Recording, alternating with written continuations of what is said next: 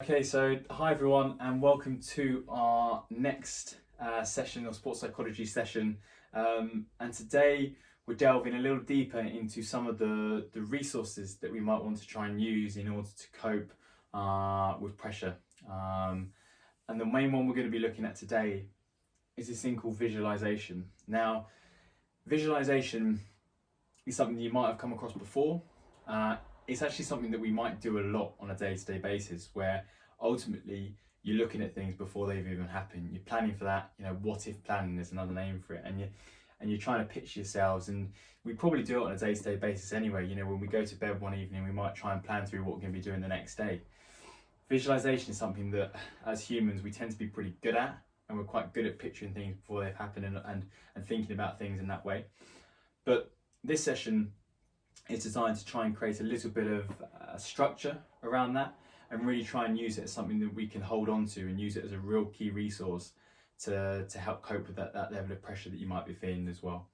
So visualization, has a number of different benefits. I've spoken how it can improve, and help us deal with the level of pressure, but it can also be really good for enhancing our level of confidence.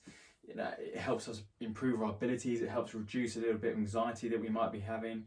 It can even help boost your level of motivation by picturing things that are going to happen in the future, and trying to, aim for that and try and achieve that. That can really help with your level of motivation if you need it as well.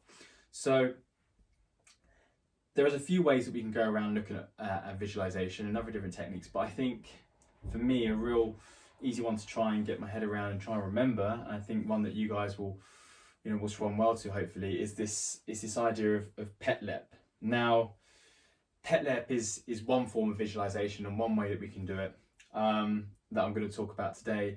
But we might again touch upon different things later down the line as well. But for today we're going to use PETLEP as our way of trying to gain a grasp of what visualization is and some of the steps we can use to try and really get the most out of it. So we'll go through each of the stages. And maybe if you're sitting there watching, if you're standing watching it, maybe just have a go at doing this, while we're talking through it as well. It's always quite a good way to gain a grasp of how good you are at these type of things as well. So we'll start with the P. So the P stands for physical.